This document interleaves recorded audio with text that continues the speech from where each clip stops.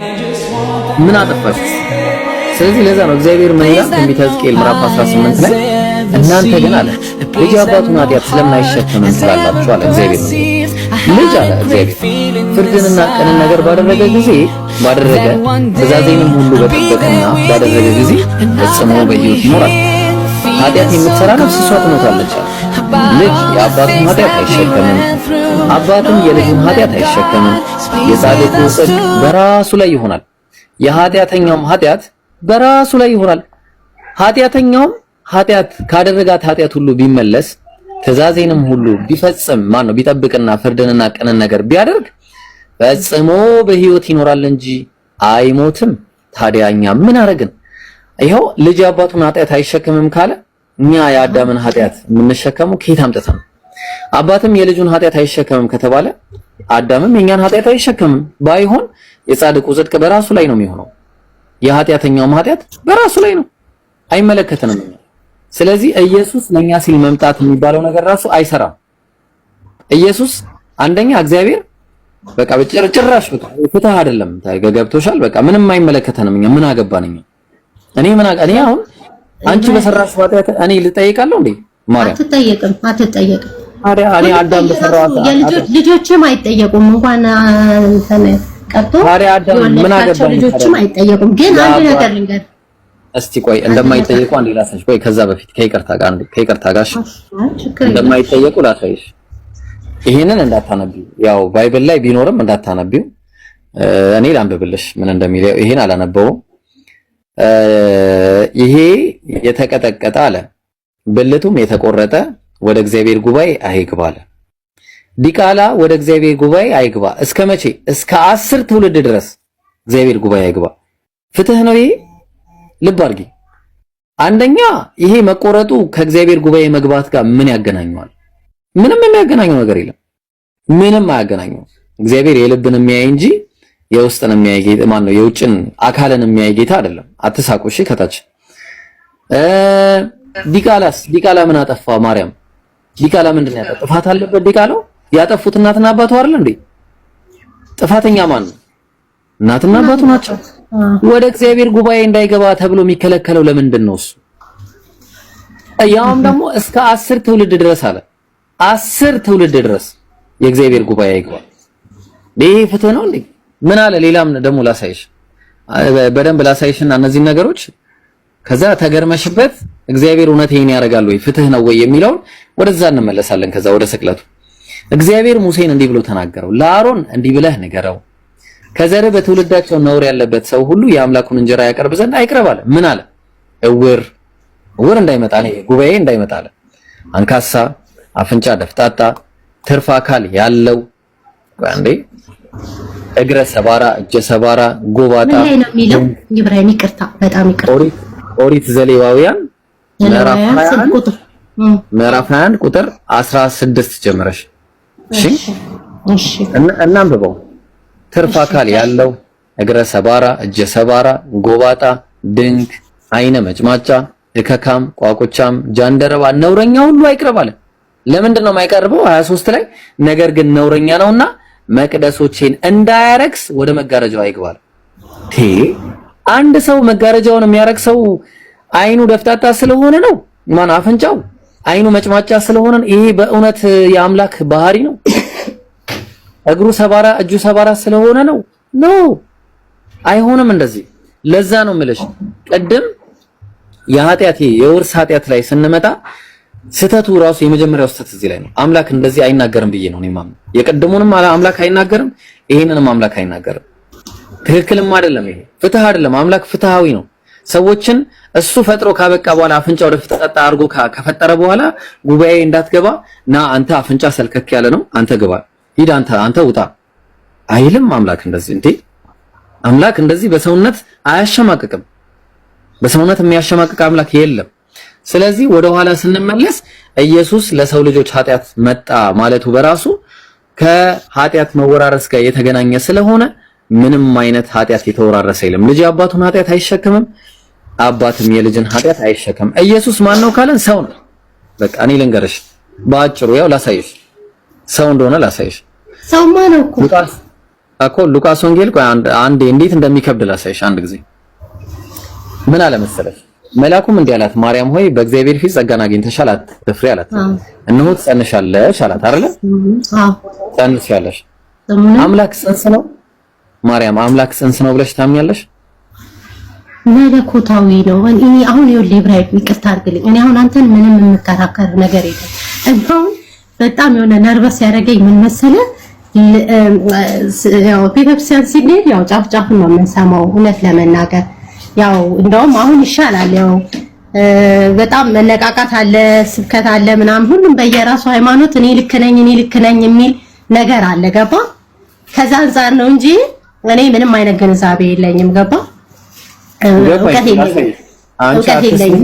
ግላሳየሽ አትስሚ ችግር የለውም እንትን አትከራከሪኝ ችግር የለውም ምን አለ መሰለህ አምላክ ጽንስ አይደለም የመጀመሪያው ነገር ማወቅ ያለብሽ አምላክ ጽንስም አይደለም የሰውን ስጋም ፍጡርነትንም አይጋራም አምላክ ብቻውን አምላክ ነው በቃ የሚመለክ ብቻውን እኔ ብቻዬን አምላክ ነኝ ነው የሚለው አምላክ ወንድ ልጅም አይደለም አምላክ ወንድ ኢየሱስን አመልከዋለሁ ካልሽ ወንድ ልጅ ነው የምታመልኪው ማርያም አንቺ እቺን ጥያቄ ብቻ መልሽልኝ ወንድ ልጅ ታመልካለሽ ጌታዬ ነው አምላኬን መድኃኒቴን የፈጠረኝ አምላክ ነው የማመልከው ወንድ ልጅ እኮ ስለተባልኩ ነው እኔ በሃይማኖት ስመጣ አምላክሽ መድኃኒትሽ ኢየሱስ ክርስቶስ ነው ተብዬ ነው ያደኩት ታውቃለህ ማለት ማቼም አንተም እኔም አንድ አይነት ቋንቋ ነው የምናወራው ስለዚህ እኔ ጠንካራ አይደለሁም አልኩ ይሄ ሲወርድ ስመጣ የመጣው ከኦርቶዶክስ ቤተክርስቲያን ከኦርቶዶክስ አማኝ ከሆኑ ቤተሰቦች በቃ ያ ነው መስመሪ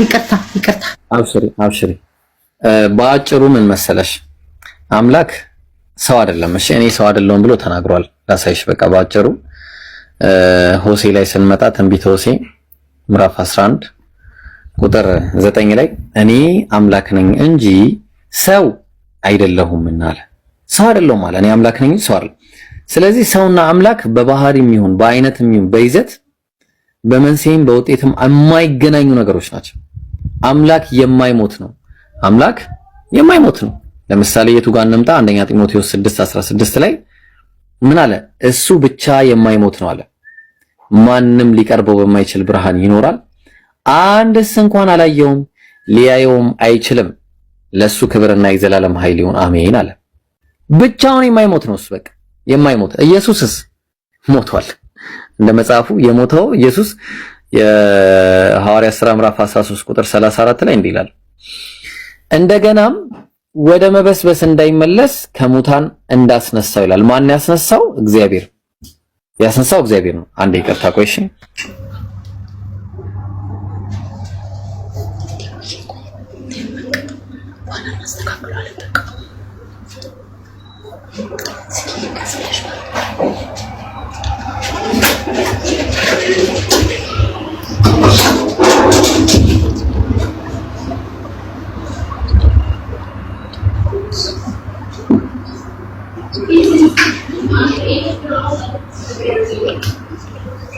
እሺ ይቅርታ እሺ እና ምን አለ መሰለሽ እንግዲህ ምን አለ እንደገናም ወደ መበስበስ እንዳይመለስ ከሙታን ራሱ ያስነሳው እሱ ነው አምላክ ነው ያስነሳው አምላክ ነው ያስነሳው አንዴ እናቴ ደወለች ይቅርታ እሺ እሺ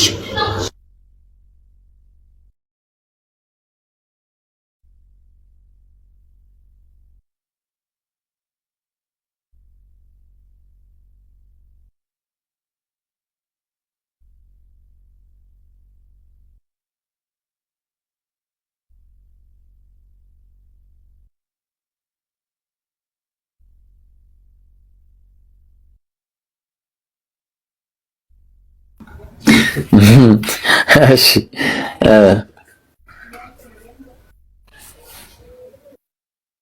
አምላክ አይሞትም ልብ አድርጊ አንዱ አምላክ አይሞትም የሞተው ማን ነው ብለን ስንል ሰው ነው የሞተው ፍጡር ነው የሞተው አንዱ ፈጣሪ አይሞትም ፈጣሪ በምንም አይነት ሁኔታ የሚሞት አይደለም የሚሞተው ፍጡር ነው ማለት ነው ተግባባ ይቅርታ ኢየሱስ ክርስቶስ በምድር ላይ መጥቶ ማለት ኢየሱስ መጥቶ በዚህ ምድር ላይ 33 ዓመት ሰብኮ ማለት ስለ ሰው ልጅ መከራን ተቀብሎ እንደሞተ አታምንም? አልሞተም። ኢየሱስ በባይብልም ላሳይሽ ይችላል። ሞቷል። ለምንድን ነው ታዲያኛ ፋሲካ ጾመን ትንሣኤ ምናምን ብለን የምናከብረው? እሺ አንድ ጉድ ላሳይሽ። ይሄንንም ጠይቂ። እሺ ማርያም ጉድ ላሳይሽ። አንድ ጉድ ላሳይሽ። በመጀመሪያ ይሄ መጽሐፍ ማን የጻፈው? ሞኝ ሆንኩ። አይ ችግር የለውም አብሽሪ። አንድ ጉድ ላሳይሽ።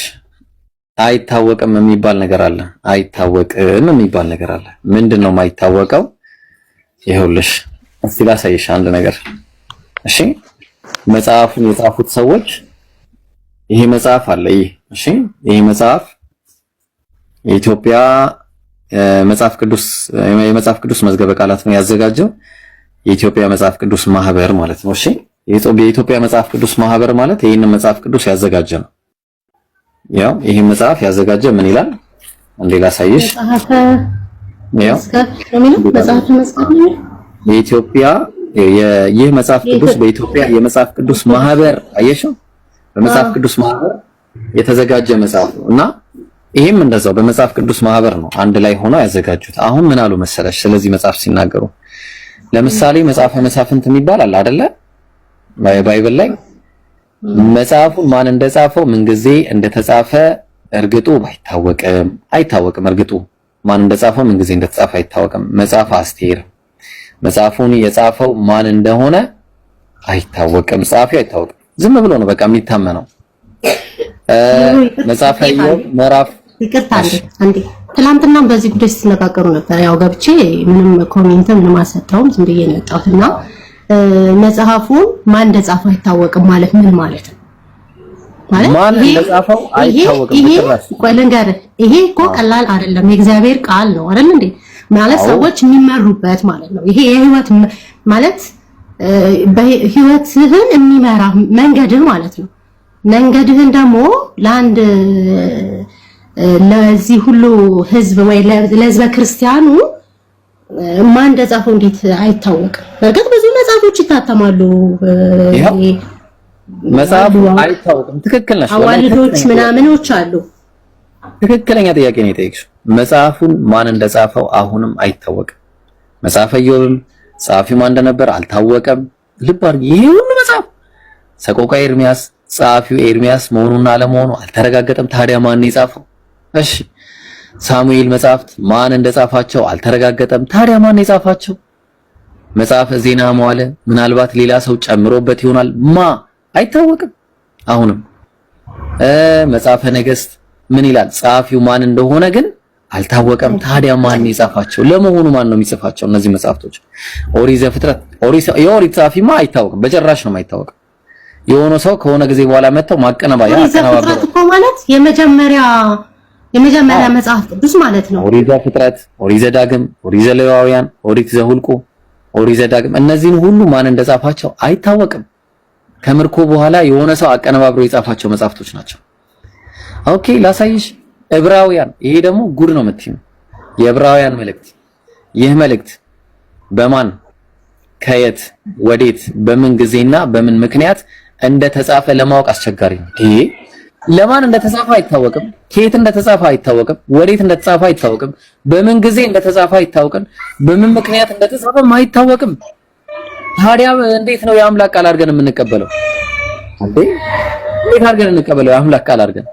መዝሙረ ዳዊት መዝሙራትን ማን እንደሰበሰበ አልታወቀም። አይታወቅም ማን እንደሰበሰባቸው። ሊጨምር ይችላል፣ ሊቀንስ ይችላል። ምንም የምናውቀው ነገር የለም። ተግባባን? እነዚህ ሁሉ መጽሐፍቶችን ማን ነው የጻፋቸው? እኔ ጎበዝ አይደለሁም ብያለሁ። እዚህ ከታችም ያላችሁ ምናምን እንዲህ ለምን ምናምን እንዳይሉ እኔ ማለት በራሴ ህይወት ውስጥም እስልምና ውስጥ አለ ህይወቴ ውስጥ አለ ማለት እኔ የልጆች እናት ነኝ በነገራችን ላይ ወዘው እና ማለት እኔ የራሴን ሃይማኖት የሚጋፋ ሰው አይደለም። የራሴን ሃይማኖት ይዤ የምኖር ሰው ነኝ። ግን ይቅርታ አድርገኝ አሁን ብዙ ማውራት አልፈልግም። ግን የሚጠይቅ የለም ወይ ነው የሚያነቡ በሃይማኖት ቤት ውስጥ ያሉ አሉ ማለት ከኛ ቀደም የሚሉ እኔ ለምሳሌ ቤተክርስቲያን ደርሼ ነው የምመለሰው። ስለ እውነት ይቅርታ ቆይ አንዴ ሰው ላስተዋውቀሽ። እኔ ቁርስም ምሳም አልበላሁም። አንዴ ሰው ላስተዋውቀሽና እሱ ጋር አውሪሽ። አንዴ ምሳ ቁርስ ልብላ። እሺ ኡስታዝ ሰላም አለይኩም። አንዴ እንደው ብትተዋወቃት ትችልሽ ማርያም በጣም ጥሩ ናት። ወአለይኩም ሰላም ወራህመቱላሂ ወበረካቱ። እነ ራይነር ቤት ነበር ነው ቤሪያን አግኝቼው ነበር። እሺ ኡስታዝ እና በቃ ቤሪያ ላይ የነበረው ነገር አስተካክለናል። ከዚህ በኋላ ቤሪያ ከኛ ጋር ነው የሚሆነው። ማንም ሰው እንዳይሰድበው አፉ ተባብለናል። ከስር የሚሳደቡም ልጆች ስለነበሩ እልህ አስገብተው ያለው ነገር የገባሁት ብሏል። ይቅርታ ጠይቋል። የድሮ ቤሪያን እናገኘዋለን ማለት ነው። አንተ ቤትም ከመጣ በደንብ አስተናግደው። ሰዎች ሲናገሩትም ካየ ሚዩት እንዲያደርጉ ለአድሚኖች መልእክት አስተላልፍ። እንዳይነቁት ሁሉ ቤት ይገባል ከዚህ በኋላ። ኦኬ ቀጥሉ። ይቅርታ እሺ። አይ ኡስታዝ እኔ ምሳ መብላት አለብኝ። አንዴ ቁርስም ምሳም አልበላም። ሂድ በቃ ብላናና በልበተስ መጣ ነው ይወጣለው ማለት ነው። ኦኬ ማርያም እንዴት ነሽ? ሰላም ነው? ሰላም እንዴት ነሽ? ወይድ እባላለሁ። ማርያም እባላለሁ። ኦኬ አሪፍ ነው። ማርያም አሪፍ ስም ነው፣ ደስ የሚል ስም ነው። ማርና ያም ከሚል ከሁለት ቃላት የተዋቀረ ነው ስምሽ። አዎ እውነት ነው። የባህር ጠብታ ማለት ነው። ደስ ይላል ስሙ። እውነት ነው። አዎ ማርያም የሚል ስም አሪፍ ስም ነው። በእኛ ሙስሊሞች ወደ መርየም የሚል ስም ነው ያለው። ያንቺ ስም ደስ የሚል ስም ነው። በጣም ወደው ስም ነው ራሱ ማለት ነውና አመሰግናለሁ። የባህር ጠብታ ማለት ነው። እንትኑ ከሁለት ቃላት ውቅር ነው። ማርያም ማለት ሌላ ሰው ማርያም ማለት አዎ በዕብራይስጥ ነው። መርየም የሚለውም ማርያም የሚለውም እንትን ነው እና 7 ማርያሞች አሉ። ታውቂያለሽ ይሄንን?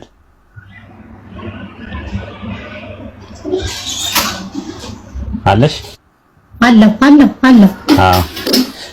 አዎ መርየም የሚለው በአረብኛ ነው። ማርያም የሚለው በአረማይክ ነው። ማርያ የሚለው በግሪክ ነው። በዕብራይስጥ ደግሞ ሚሪየም ነው የሚባለው። ሚሪየም ማለት ምን ማለት ነው ተብለሽ ከተባለሽ መርና የም ከሚሉ ከሁለት ቃላት የተዋቀረ ነው። በያታያቸዋለሽ። መር ማለት ጠብታ ማለት ነው። ያውኛ የም ማለት ደግሞ ባህር ማለት ነው። እንደወረደ ያው የማርያም የኢየሱስ ክርስቶስ እናት ማርያም አይደለች? አሁን ብዙ አራራ እናንተ እኔ ይሄን ሁሉ እውቀቱ አልነበረኝም። አመሰግናለሁ። ግን እኛ ያው እንደወረደ የኢየሱስ ክርስቶስ እናት ማርያም ማለት ነው። ማርያም እናቴ አልኩት ደግሞ ያው ማርያም ለኔ እናቴ ነች ለማለት ወንደርፉል። አዎ ግን ማርያም ከመወለዷ በፊት ማርያም የሚባሉ ሰዎችም ነበሩ በስም ይጠቀሱ። እንዳልኩሽ ማርያም ማለት የባህር ጠብታ ነው። በባቢሎን ውስጥ ስንት ማርያሞች አሉ? 8 ማርያሞች አሉ። የመጀመሪያው ማርያም የምትባለው የሙሴ ማርያም የምትባላለች። የሙሴና የአሮን እህት ኦሪት ዘጸአት ምዕራፍ 15 ቁጥር 21 ላይ ታገኘዋለች። ከበሮ ይዛ ምዘምር ከግብጽ ሲወጡ የዘመረች አለች።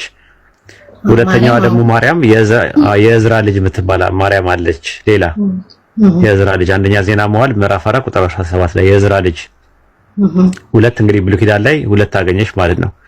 ሶስተኛዋ ማርያም ናት ማቴዎስ 1:18 ላይ ያለችው የዮሴፍ እጮኛ ተብላ የተገለጸችው ከዳዊት ቤተሰብ ውስጥ ያለች ማርያም ማለት አዎ አንቺ ያው እናቴ ያልሻት ማለት ነው። የቅድስና ተምሳሌት የሆነችው የንጽህና ተምሳሌት የሆነችው አላህ በዓለማት ላይ ታምር አድርጎ ያመጣት በድንግል ከእናንተ ይልቅ እኛ ጋር በሰፊው አላህ ይለል እንዴ በዓለማት ላይ አነጻት ነው የሚለው እኮ በዓለማት ላይ አነጻት ነው የሚለው በዓለማት ላይ እና ከሴቶች ሁሉ ትለያለች ማርያም። አላህ ያላቃት ሴት እንደሷ የለም ራሱ በዚህ ምድር ላይ ራሱ በቁርአን ውስጥ አንድ ሱራ ሰጥቷታል። ማንንም ሴት በስም አይጠቅስም አላህ። ማርያምን ግን መርየም ብሎ ነው አላህ የሚላት በቁርአን ውስጥ።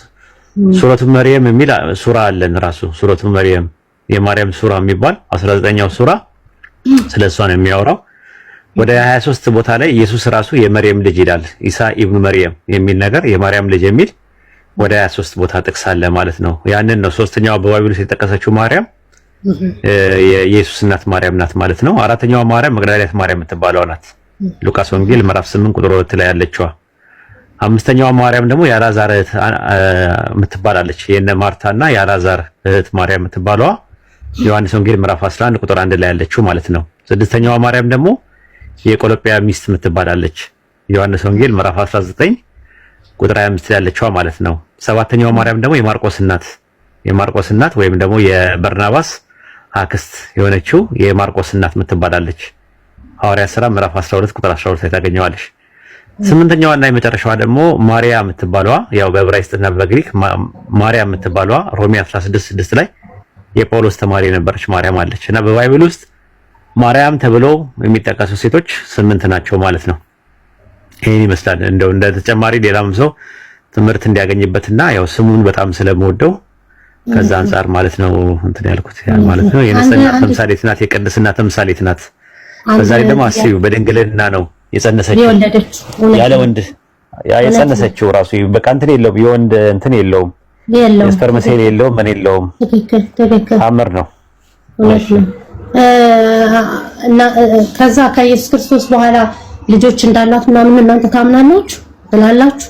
አልተገለጸም እኛ ጋር አልተገለጸም። እንደዛ እኛ ማለት ልጅ አላት ከዮሴፍ የሚባል እጮኛ እንዳላት እንኳን የኛ መጽሐፍ አይናገርም። የኛ መጽሐፍ ዝም ባለበት ነገር ዝም ነው ብንለው መርየም ከዮሴፍ ጋር ኢየሱስን እንዲጠብቃት ይላል። ጥሏትም ሊሄድ ነበር ይላል። ግን እንዲጠብቃት የሚላል ባይብል ላይ መንፈስ ቅዱስ እንዲጠብቃት አይደለም። ኡስታዝ አንድ ነገር እኔ መጽሐፍ ቅዱስ አንባቢ አይደለሁም። አንድ ጥያቄ ልጠይቅ ነበር የገባሁት።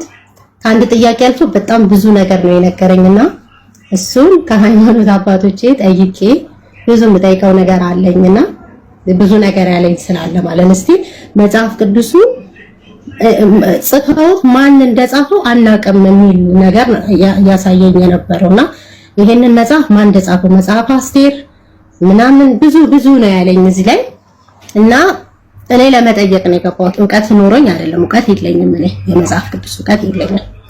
ግን ያው ማወቅ ያለብኝን አሳውቆኛል። መጠየቅ ያለብኝ አካል ካለ ጠይቃለሁ እና ጥሩ ነገር ተምሬያለሁ። በአጠቃላይ ጥሩ ነገር ተምሬያለሁ ማለት ለማወቅ አይከፋም አይደል? ማወቅ ጥሩ ነገር ስለሆነ ማወቅ የመሰለ ነገር የለም እና የእናንተን ጥላቻ የለብኝም። እኔ አልጠላችሁም ማለት አዳምጣለሁ፣ ማንንም አዳምጣለሁ። አሁን ትንሽ እንትን ብሎኝ የገባሁት ምንድነው ልጅ እናትና አባቱን ካላከበረ ወይ ደግሞ ምንድነው ይገደላል የሚለው ነገር በጣም ደነገጥኩኝ።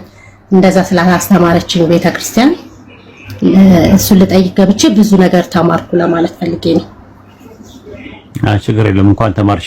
ያ የጠየቅሽን ጥያቄ ምን ነበረ? ዮሴፍ ከማርያም ጋር በጋብቻ ቀጥሎ ልጅ ወልደዋል ወይ ብለሽ ጠይቀሽኛ። ፕሮቴስታንቶች እንደዛ ነው የሚያምኑት። ኦርቶዶክስ ደግሞ አይ እስከ መጨረሻው ድረስ ድንግል ሆና ነው የኖረችው የሚል ትምህርት አላቸው። እኛ ሙስሊሞች ደግሞ ሳይለንት ላይ ነው፣ መጽሐፋችን ምንም የሚናገረው ነገር የለም። አልተጻፈም እንግዲህ የኛ መጽሐፍ ቅዱስም እያነበባችሁት ነው ብዬ ነው የምጠይቀው። እኔ አላነበብኩም። አይ እሱን በእኛ ከባይብል አንፃር አይደለም አሁን እየመለስኩልሽ ያለሁት ከቁርአን አንፃር እየመለስኩልሽ። መርየም ጋብቻ ፈጽማ ከዮሴፍ ጋር ልጅ ብትወልድ እርግማን አይደለም። ትዳርም እንትንም መለኮታዊ ተቋም ነው። ትዳር ራሱ ማለት ምንም ክብሯን የሚነካ ነገር አይደለም ነው እኛ የምንለው። ሳትወልድም ደግሞ ሳታገባም ደግሞ በድንግልና እስከ መጨረሻው ድረስ ጸንታ ካለፈችም እሱም ራሱ ክብር ነው። በሁለቱም መልኩ ችግር የለውም። እኛ ጋር ማተራ ያረገንም የሚያጨቃጭቅ ሳብጀክት አይደለም። እኛ አግብታ ወልዳለች ብለን አናምንም። ሳታገባ ድንግልና ኖራለች አላለም። የነገረንን አላህ ብቻ ነው የምንቀበለው። አላህ በድንግልና እንደጸነሰች ነግሮናል። ከዓለማት ሁሉ የተመረጠች ሴት እንደሆነ ነግሮናል። የቅድስናና የንጽህና ተምሳሌት እንደሆነች ነግሮናል። እንወዳታለን፣ እናከብራታለን። ግን ድረሽልን ብለን አንጠራትም፣ አንሰግድላትም፣ አናመሰግናትም፣ ስለት አንሳላትም፣ የተለያየ ነገር አናደርግላት። ምንም ነገር የምናደርገው ነገር የለም። ይሄ ነው እንወዳታለን፣ እናከብራታለን። ቁርአን ላይ አንድ ሱራ ሰጥቶ አላህ ያከበራትን እናከብራታለን። መርየምን አላህ የወደዳትን እንወዳታለን። ደረጃዋ የቅድስና ደረጃዋ እንደ ማንኛውም ሴት አይደለችም የምናያት። እንደነ ሳራ እናያትም፣ እንደነ ርብቃ እናያትም፣ እንደነ ዲቦራ እናያትም። ምናያት የቅድስና ደረጃዋ አላህ ያላቃት ሴት ናት። በቅድስናዋ ደረጃ በደረጃዋ እንወዳታለን፣ እናከብራታለን። ይሄንን ነው ያለው። ከባይብል አንፃር ከሄድሽ አሻሚ ስለሆነ የሚያጨቃጨቅ ነገር ስለሆነ መጽሐፉ ራሱ የሚያጨቃጨቅ ነገር አንቺን የሚጎዳ ነገር ስለማልፈልግ ማርያምን እንደወደድሻትና እንዳከበርሻት የማርያም እናቴ ብለሽ እንዳልሻት እንድትቀጥይ ስለምፈልግ እንድትነኪያት ስለማልፈልግ እኔ በዚህ ነገር ላይ አስተያየት መስጠት አልችልም።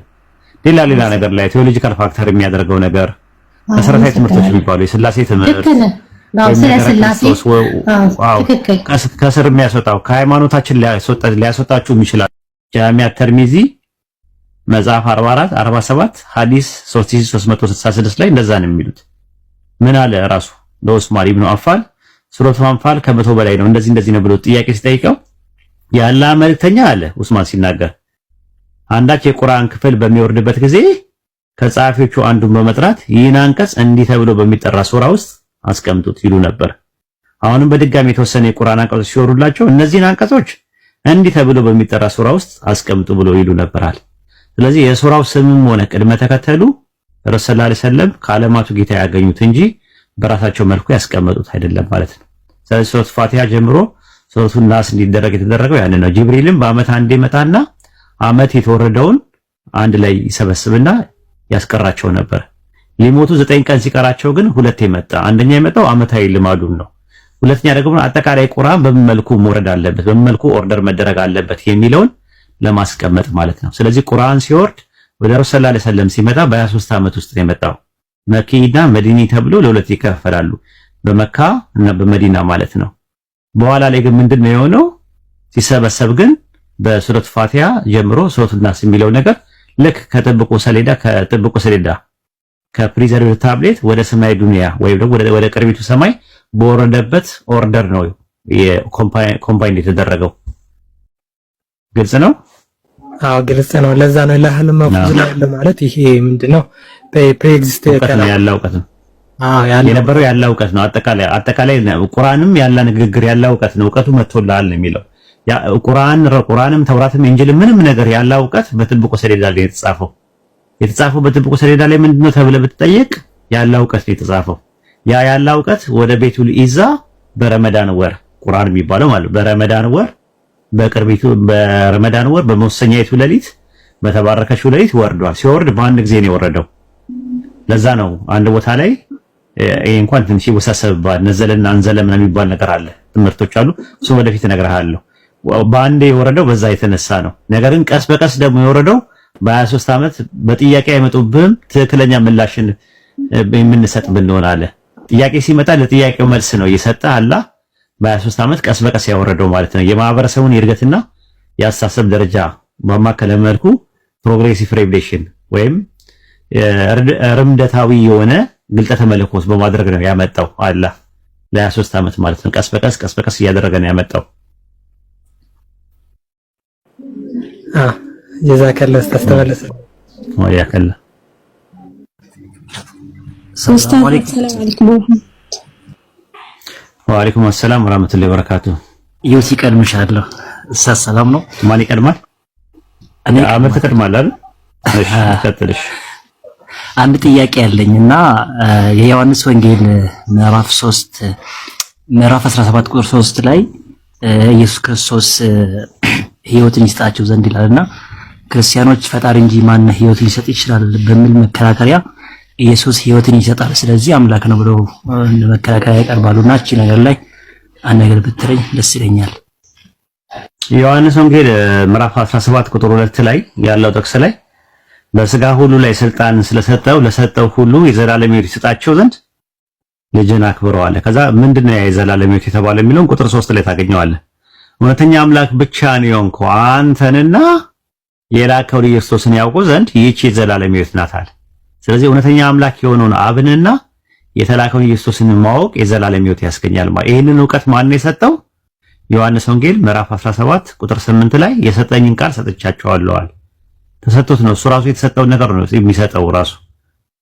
ከዛ አንፃር ነው እውነተኛ አምላክ ብቻ ነው የሆንከው አንተንና የላከውን ኢየሱስ ያውቁ ዘንድ ይህች የዘላለም ሕይወት ናት አለ። የዘላለም ሕይወት የሚባለው አለ ዕውቀት ነው ብሎ ያስቀመጠው። ዮሐንስ ወንጌል ምዕራፍ 12 ቁጥር 49 ላይ ደግሞ ስትመለከተው ምን ይላል? እኔ ከራሴ ምንም አልተናገርኩምና ነገር ግን የላከኝ አብ እርሱ የምለውንና የምናገረውን ትእዛዝ ሰጠኛል። ትእዛዙም የዘላለም ሕይወት እንደሆነች አውቃለዋል። የዘላለም ሕይወት እንደሆነች አየህ። ትእዛዙ ምንድናት? የዘላለም ሕይወት ናት። ለኢየሱስ የተሰጠው ትእዛዝ የዘላለም ሕይወት ናት። የዘላለም ሕይወት። ስለዚህ ኢየሱስ የተቀበለው የነበረው ለኔና ለአንተ የተሰጠን የዘላለም ሕይወት ሰጣቸዋለሁ ሲል ያ የዘላለም ሕይወት እውነተኛ አምላክ ብቻ ነው እንኳ አንተንና የላከውን ኢየሱስን ያውቁ ዘንድ ይህች የዘላለም ሕይወት ናት ይላል። ዮሐንስ ወንጌል ምዕራፍ 12 ቁጥር 49 ላይ ደግሞ እኔ የምለውና የምናገረውን ትእዛዝ ሰጠኝ፣ ትእዛዙም የዘላለም ሕይወት እንደሆነች አውቃለዋል። ስለዚህ አብ እንደነገረኝ እንዲሁ እናገራለዋል። ዮሐንስ ወንጌል ምዕራፍ 6 ቁጥር 63 ላይ ደግሞ እኔ የምናገረው ቃል ሕይወትም መንፈስም ነው አለ። ሕይወት ነው አለ። ዮሐንስ ወንጌል 17:3 ላይ ደግሞ የሰጠኝን ቃል ሰጥቻቸዋለሁ አለ። ዮሐንስ ወንጌል ምዕራፍ 17 ቁጥር 14 ላይ ደግሞ ቃልህን ሰጠዋቸዋል። ቃልህን የአምላክን ቃል ነው የሰጠው። ዮሐንስ ወንጌል ምዕራፍ 14 ቁጥር 24 ላይ ይህ የምትሰሙት ቃል የላከኝ እንጂ የኔ አይደለምና አለ። ስለዚህ ተሰጥቶት የሰጠው የዘላለም ሕይወት ቃል ከራሱ ያገኘው ነገር አይደለም፣ በስጦታ ያገኘው ነው። ዮሐንስ ወንጌል ምዕራፍ 5 ቁጥር 23 ላይም እንደዛ ነው። ቃልን የሚሰማ ቀን በሞላ ጊዜ በማህፀን ሳይገረዝ በመልአኩ እንደተባለ የሚለው ጥቅስ ላይ አንዳንድ ጴንጤዎች ሊገርዙት ይላል እንጂ ገረዙት አይልም እና አልተገረዘም ብሎ ይከራከራሉና እንዴት እንትን ማድረግ እንችላለን? ሳይገረዝ ነው የሚለው ሳይረገዝ ነው የሚለው? እስቲ ጥቅሱን ነው በደንብ ሊገርዙት 8 ቀን በሞላ ጊዜ ይላል። ሳይረገዝ ነው የሚለው ሳይገረዝ ነው የሚለው? ጥቅሱ ላይ ሳይገረዝ ሳይሆን ሳይረገዝ ነው የሚለው። እስቲ በደንብ አማርኛው ማን እኔ ጋር ያለው አማርኛ እንደዛ አይልም ኡስታዝ። ሳይረገዝ ነው የሚለው እንጂ ሳይገረዝ አይልም። እስቲ በደንብ ይኸው ከነገና የራስን ይኸው ሳይገረዝ ሳይሆን ሳይረገዝ ነው የሚለው። እስቲ አየው፣ ሳይረገዝ ሳይጸነስ ማለት ነው። አየው። ኦኬ እኔማ መጀመሪያ ላይ ያለውትና ሊገርዙት 8 ቀን በሞላ ጊዜ በማህፀን ሳይረገዝ ይላል። አይ ችግር የለውም አብሽር። በባቢል ኢየሱስ እንትን ብሏል፣ ተገርዟል። እሱ ምንም እንትን የለውም፣ ጥያቄ የለውም። ራሱ እኮ የኢየሱስ መገረዙ ምንም ጥያቄ የለውም። 8 ቀን ሞላው አሉና 8 ቀን ከሞላው ወንድ ሁሉ እንዲገረዝ እንትን የሚል አለ፣ እንደሚገረዝ የሚናገሩ ነገሮች አሉ። በ8ኛው ቀን ይገርዟቸው ነበር ራሱ ማለት ነው። እና ግዝረት የሚባል ነገር አለ ራሱ። ማን ነው እንደዛ ያለ? ፕሮቴስታንትም እንደዛ ነው ብሎ የሚያምኑት። ዝም ብሎ የመንደር ይቅርታ አድርግልኝ መንደር ስለ ይገባሃል እንደ ዝም ብሎ እውቀቱ የሌለው ሰው ምናምን ካልሆነ በስተቀር ኢየሱስ እንደተገረዘ ያምናሉ ራሱ። ሉቃስ ወንጌል ምዕራፍ 1 ቁጥር 31 ላይ እነሆ ትጸንሻለሽ ወንድ ልጅም ትወልጃለሽ ስሙንም ኢየሱስ ትይዋለሽ ይላል። ወንድ የሚለው የሥጋ መደብና የሥጋ አንቀጽ ነው አይደል?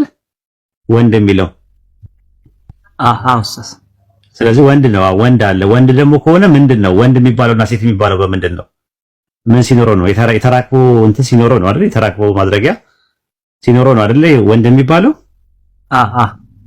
ያ ደግሞ ኢየሱስ በዛ ስር ስለነበረ ዘፍጥረት 17:12 ላይ የ8 ቀን ልጅ ይገረዝ በቤቱ የተወለደውም ከዘራችሁም አይደለ ይገረዝ ይላል።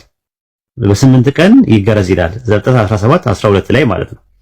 ሉቃስ 2:21 ላይ ግን ሊገርዙት 8 ቀን በሞላው ጊዜ አለ በማፀን ሳይጸነስ ወይም ደግሞ ሳይረገዝ በመልአኩ እንደተባለ ስሙ ኢየሱስ ተባለ።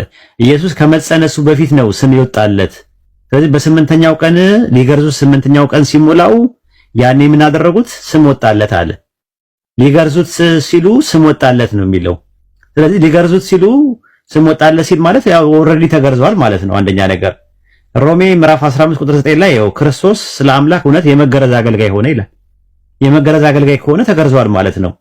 ገላትያ 4:4 ላይም የዘመኑ ፍጻሜ በደረሰ ጊዜ አምላክ ከሴት የተወለደውን ልጁን ከሕግ በታች የተወለደውን ላከ ነው የሚለው። በሕጉ ስር ነበር ኢየሱስ። በሕጉ ስር ደግሞ ከነበረ ዋኖስና ጫጩት ታዲያ ለምንድን ነው ያቀረቡለት? ሄደው ወስደው ቁጥር 24 ላይ እንደ ሙሴ ሕግ የመንጻት ወራት በተፈጸመ ጊዜ በጌታ ሕግ የእናቱን ማዕፀን የሚከፍት ወንድ ሁሉ ለጌታ የተቀደሰ ይባላል ተብሎ እንደተጻፈ በጌታ ፊት ሊያቆሙት በጌታ ፊት ሊያቆሙት በጌታ ሕግ 2 ዋሊያና 2 የርግብ ጫጩት እንደተባለ መስዋዕት ሊያቀርቡ ወደ ኢየሩሳሌም ወሰዱት። ኢየሱስን ወሰዱት። ካልተገረዘ ለምን ይወስዱታል? እንደዚህ ለምን ይወስዱታል? ገባ? እንደዚህ አይነት ነገር ነው ያለው። በእንትን ላይም በኢትዮጵያ ኦርቶዶክስ ተዋሕዶ ቤተክርስቲያን ጥር 6 ቀን በየወሩ ይከበራል። በዓመት አንዴ ደግሞ ግዝረተ ኢየሱስ ተብሎ የተገረዘበት ቀን ዓመታዊ በዓል ክብረ በዓል አለ፣ ግዝረት የሚባል በስድስት ምንድን ነው በላችሁ ኢየሱስ ይለዋል። ኢየሱስ ምን የሆነበት ነው? የተገረዘበት ነው። ጥር 6 ቀን ሃይማኖተ አበው ምዕራፍ 7 ቁጥር 24 ላይ እንደዛ ነው። ሰው እንደመሆኑ ለስጋ እንደሚገባ ተገረዘ። ማን ነው እንደዛ የሚለን? ቄርሎስ ዘእስክንድርያ። ፕሮቴስታንቶችም ይቀበሉታል። ቄርሎስ ዘእስክንድርያን 431 የነበረውን የኤፌሶን ጉባኤ ሲመራ የነበረው። ስለዚህ ኢየሱስ ምን አለ? እንደተገረዘ አለ። ራሱ መገረዙን ነው የሚያሳየው። ተገርዟል ራሱ ማለት ነው። ስለዚህ ከነበረው ይገረዛል በእስራኤል ባህል። ካልሆነ ግን ጥሩ አይመጣም። ሸለፈቱ ራሱ ማለት ነው። ሸለፈቱ ሲቆይ የራሱ የሚያመጣው የንጽህና ጉድለት አለው። ስለዚህ እስራኤላዊ ሆኖ ወንድ ልጅ ከነቋጭሉ ድንግል ማርያም ዱብ አድርጋ ያንን ሕፃን ልጅ አልተገረዘም ብሎ ማለት አይቻልም ራሱ ማለት ነው። ይሄው ይላል ሊገርዙት በስምንተኛው ቀን ሲሞላው ምን አደረጉት? ስሙን አወጡለት ይላል። ስለዚህ ተገርዟል ማለት ነው። አልተገረዘም የሚሉ ፕሮቴስታንቶች ስለማያውቁ ነው፣ ትምህርታቸውን ስለማያውቁት ነው። አይ ቲንክ በእነሱ አይፈረድም። ግን ፓስተሮች ምናምን ጋር ሄደ ብትነጋገር ኢየሱስ ኦፍ ኮርስ ተገርዘዋል ነው የሚሉ፣ ምንም ችግር የለው። ሹክራን ጀዛከላህ ኸይር ኡስታዝ፣ ተመልሶልኛል። እሺ እኔ ልቀጥል። ኡስታዝ አሰላሙ አለይኩም ወራህመቱላህ። ወአለይኩም አሰላም ወራህመቱላሂ ወበረካቱ። እሺ የመጀመሪያው ጥያቄ ገላትያ 1:11 ላይ ያለው ጳውሎስ የተናገረው ማለት ወንድሞች ሆይ በእኔ የተሰበከ ወንጌል እንደ ሰው እንዳላይደለ አስታውቃቸዋለሁ፣ ኢየሱስ ክርስቶስ ገልጦልኛል እንጂ እኔ ከሰው አልተቀበልኩም የሚለው የመጀመሪያው ጥያቄ ኢየሱስ ክርስቶስ በነበረበት ታይም ጳውሎስ ነበር ወይ? ይሄ ከምን አንፃር ነው? ያው የተገለጠለት እንትና ታስታውሽ እንደሆነ ራሱ ሐዋርያ ነኝ ብሎ በደማስቆ በር ላይ ሲሄድ መጥቶ ተገለጠልኝ ነው የሚለው ጳውሎስ። ሐዋርያ ሥራ ምዕራፍ 22 ቁጥር 27 ላይ አንተ ሮማዊ ነህን ሲለው እርሱም አዎን አለ ራሱ ማለት ነው። ሮሜ 9:24 ላይም ስትመለከቸው እንደዛ ነው የሚለው፣ ከአሕዛብ የጠራን እኛ ነን ይላል።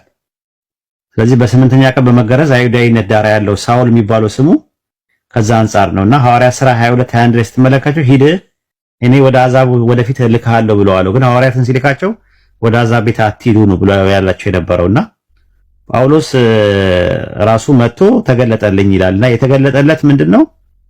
የሰይጣን መልእክተኛ ነው ብሎም ይናገራል። አይተሽ ከሆነ ሰምተሻል እንደዛ እንደሚል የተገለጠልኝ የሰይጣን መልእክተኛ ተሰጠኝ ይላል ራሱ። ይቅርታ እንግዲህ ይህን ስናገር የሰይጣን መልእክተኛ ተሰጠኝ ብሎ ነው የሚናገረው። የተገለጠልን ማን ነው ብለን ስንለው ሁለተኛ ቆሮንቶስ ምዕራፍ 12 ቁጥር 7 ላይ አውጣላት የብሮ በመገለጥ ታላቅነት እንዳልተበይ የሥጋዬ ሞጋ እርሱም የሚጎስመኝ የሰይጣን መልእክተኛ ተሰጠኝ ይላል። መልእክተኛ የሚለው የግሪክኛ ቃል አንገሎስ ነው የሚለው፣ መልአክ ነው የሚለው። ግዕዙ መልአከ ሰይጣን ነው የሚለው። የሰይጣን መልአክ ተሰጠኝ ይላል። መገለጥ ለሚለው ቃል ደግሞ አፖካሊፕስ ነው የሚለው። መገለጡን ያመጣለት ሰይጣን እንደሆነ ነው እዚህ ጋር የሚናገረው። ይኸው እንደዛ ነው የሚናገረው። ስለዚህ እንደኔ ተገለጠልኝ ወንጌል አለ ሁለተኛ ቆሮንቶስ 12:7 ላይ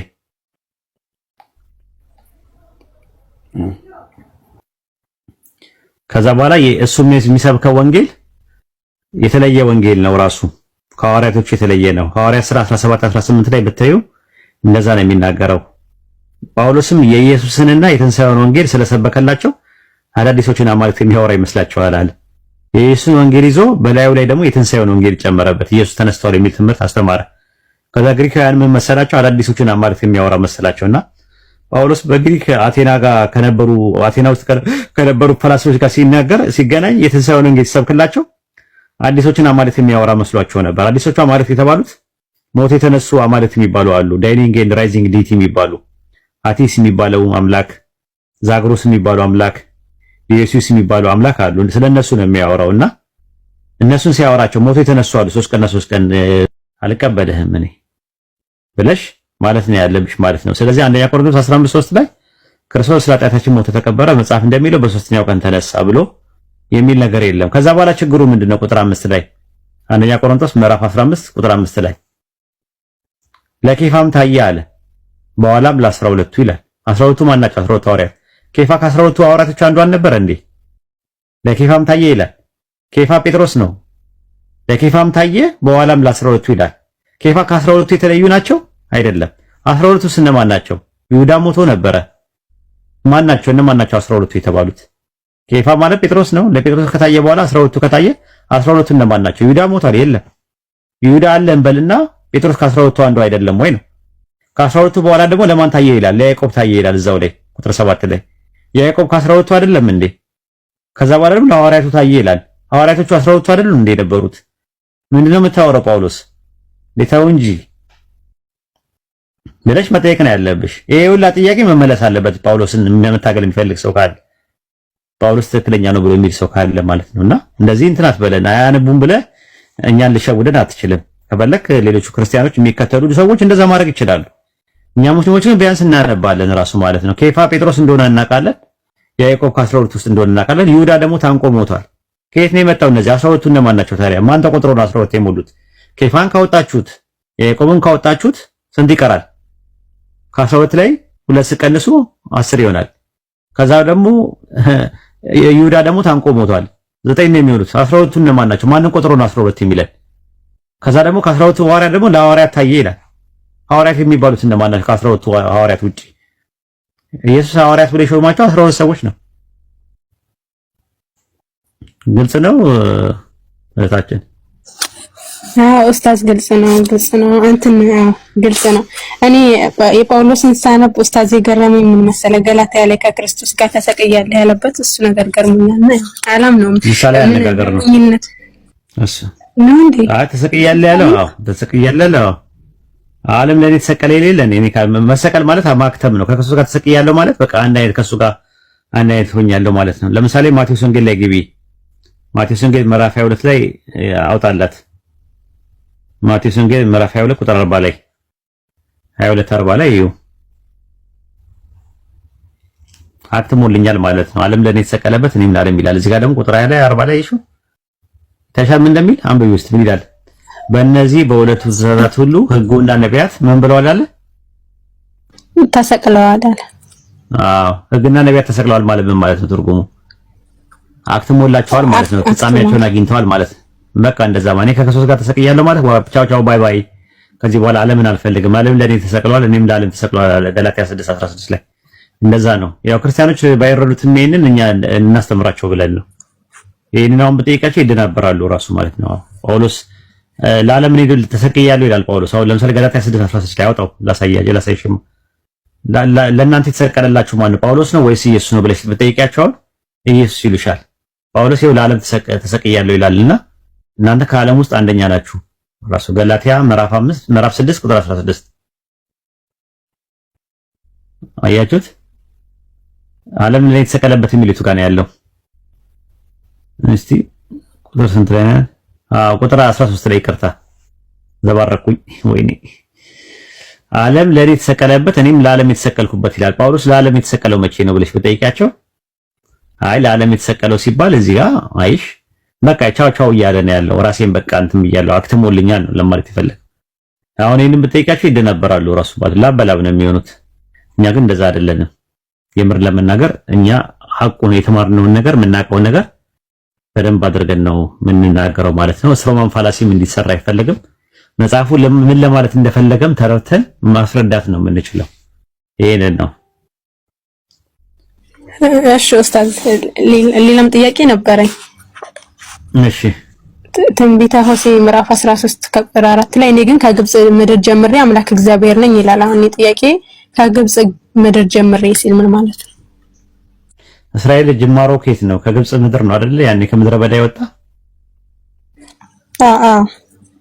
ከዛ ጊዜ ጀምሮ ማለት ላንተ ነው። ላንተ ከግብጽ አምላክ ነኝ ሲል አምላክ ያለው ማንን ነው የሚያመለክተው? እስራኤልን ነው የሚያመለክተው አይደለ? አንተ ከተወለድክበት ጊዜ ጀምሮ እኔ አባት ነኝ ብዬ ለልጄ ብናገር ያ ማለት ለታላቁ ወንድሙ አባት አይደለም ማለት አይደለም። ለሱ ነው ለአንተ እያልኩ ከተወለድክበት ጊዜ ጀምሮ ብዬ ብል እኔ ስንከባከበው የነበረው ከልጅነት ጀምሮ ስንከባከበው የነበረው ምናምን ብዬ ብናገር ከዛ ጊዜ ጀምሮ ከዛ በፊት የምንከባከበው ልጅ የለኝም ማለት አይደለም። አይ ቲንክ ይሄ በጣም ቀላል ጥያቄ ነው። አብሽሪ ብዙ አለ፣ ጥሩ አለ። እንስጥሽ እንደ ትንሽ ባሊስቲክ ምናምን ነገር ትፈልጊያለሽ? ሪፒቴሽን ሃይፐርሶን ምናምን ከፈለሽ መዋያ ምናምን ከፈለሽ በደምብ አሉ። አሪፍ ሃይፐርሶን ምናምን አሉ። እሺ ደስ ይለኛል። እሺ እንደዛ ከፈለሽ እንደዛ ልንሰጥሽ ይችላል። ሃይፐርሶን ምናምን ነገሮች አሉ ማለት ነው። እሺ ልስጥሽ። አንደኛ ቆሮንቶስ ምዕራፍ 15 ላይ ገባ። አንደኛ ቆሮንቶስ ምዕራፍ 5 ላይ ገባ። ቁጥር 7 ገባ።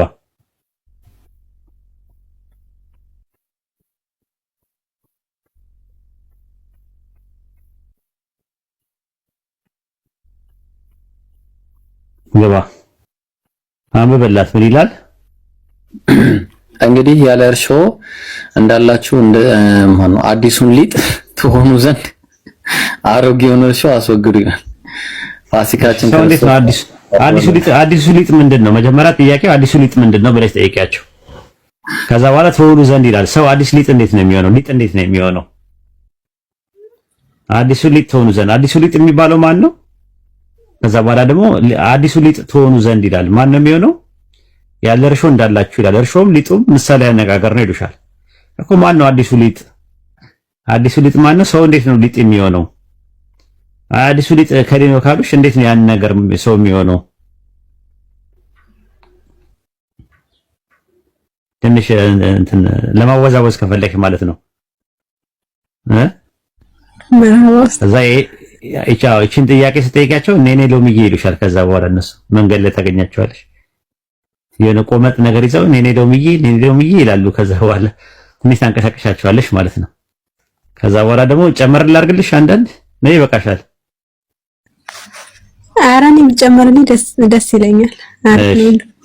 ከዛ ደግሞ ማቴዎስ አንዳንድ ላይ ተገቢና ማርያም የማን ዘር ናት በያቸው። ኢየሱስ የማን ዘር ነው በያቸው። የዳዊት ዘር ይሉሻል አይደለ? የዳዊት ልጅ የአብርሃም ልጅ የኢየሱስ የትውልድ መጽሐፍ ይላል። ቆጣሪው ማጋ ነው የሚመጣው? ዮሴፍ ጋር ነው የሚመጣው። የዮሴፍ ነው የተቆጠረው። እዚህ ጋር ስትመለከችው ከማርያም ጋር ምንም ግንኙነት የላቸውም አይደል? እዚህ ጋር ምንም ግንኙነት የላቸውም። ሉቃስ 3:23 ላይ ገባላት። ሉቃስ 3:23 ላይ በዛኛው ብትሄጂ አሁንም ዮሴፍ ጋር ነው የሚመጣው።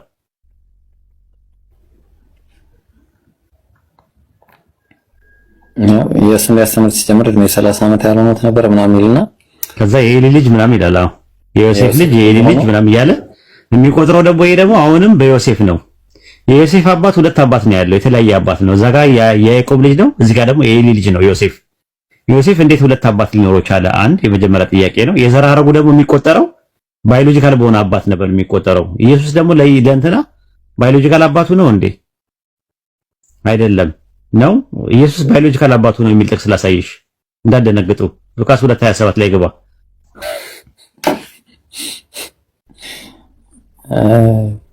እንዳደነግጡ 2:27 ኢየሱስ ወላጅ አባቱ ነው፣ ዮሴፍ የወላጅ አባቱ ነው። ምን ይላል? በመንፈስም ወደ መቅደስ ወጣ፣ ወላጆቹ ግን እንደ ሕጉ ልማድ ያደርጉለት ዘንድ ሕፃኑን ኢየሱስን ባስገቡት ጊዜ ይላል። ወላጆቹ ይላል፣ ወላጁ አይደለም የሚለው ወላጆቹ። ማናቸው ወላጆቹ የተባሉት? እዛችን ማርያም እና ዮሴፍ። ዮሴፍ እንዴት ነው ወላጁ የሚሆነው? ሳይወልደው ፓረንት ነው የሚለው እንግሊዘኛው። እንዴት ፓረንት ይባላል? ሳይወልድ ወላጅ ይባላል እንዴ? አንድ ነገር አንድ ሰው ያሳደገ ሰው ወላጅ ይባላል? ይባላል? አይ አይባልም። በቃ ይሄን ጥቅስ ተክሽላቸው ደግሞ ምን ይሉሻል? እንደ በግ ኑሪ ተብዬ የሚለውን ይዘምሩልሻል።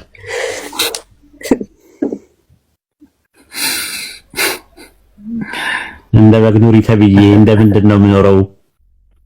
የኔ ባህሪ የኔ ጸባይ ለጌታ ቤት ይስማማሉ የሚለውን ይሉልሻል ማለት ነው። ከዛ በኋላ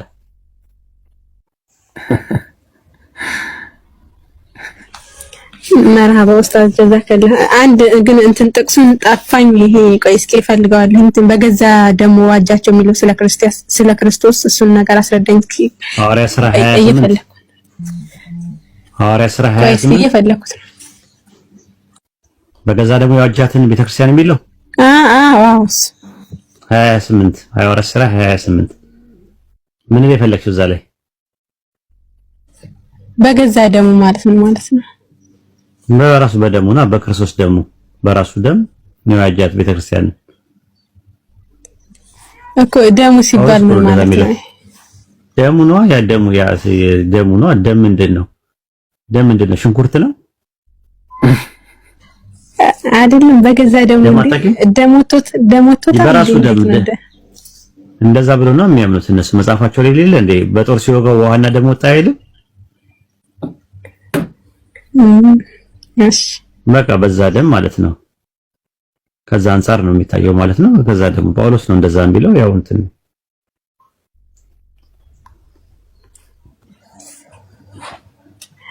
ኡስታዝ ታች ጋር ኢሳይያስ 53 እያሉ ነውና እኔ ጨርሻ ጥያቄ ምናልባት ኮሜንት ላይ ኢሳይያስ ኮሜንት አላነብም። እሺ ኮሜንት አላነብም። አንድ ሰው ኮሜንት ሳይሆን እንትን ብለው ጥያቄ ያለው ሰው መግባት ይችላል እንጂ ኮሜንት አላይም። እኔ ሳወራ ነው ያ ጀማ ለዛ ነው ኮሜንት ለማየት አልችልም። ጀስተር ታውቃላችሁ የእጅ እንቅስቃሴ ያደርጋለሁ፣ ፌሻል ኤክስፕሬሽን ያደርጋለሁ። የሆነ መድረክ ላይ እንዳለው አድርጌ ነው ማወራችሁ እንጂ እኔ እንደዚህ አሁን በቃ እንትን ብዬ አይደለም። በደንብ የእጅ እንቅስቃሴ እያደረኩኝ ፊቴን እያዘዋወርኩኝ ቅድቤን እየሰቀልኩኝ ምናምን ነው ማወራውና አይመቸኝም እኔ ኮሜንት ለማንበብ ገብታችኋል። ከዛ አንፃር ነው ያንን ታሳቢና ዋቢ አድርጌ ነው ማወራው። ስለዚህ ጀስተር ስለምጠቀም ፌሻል ኤክስፕሬሽን ስለምጠቀም ኮሜንት የማየት ቻንስ የለኝም።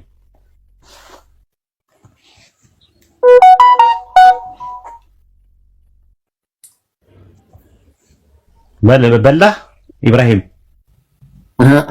ኡስታዝ በልቻለሁ። በቃ ግን ፕሮፌት ቀጥል።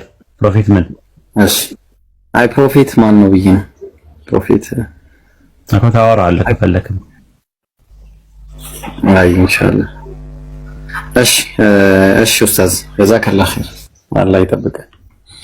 አወር ላይብረሪ እሺ ጥያቄ ያላችሁ ሰዎች ግቡ። እሺ ጥያቄ ያላችሁ ሰዎች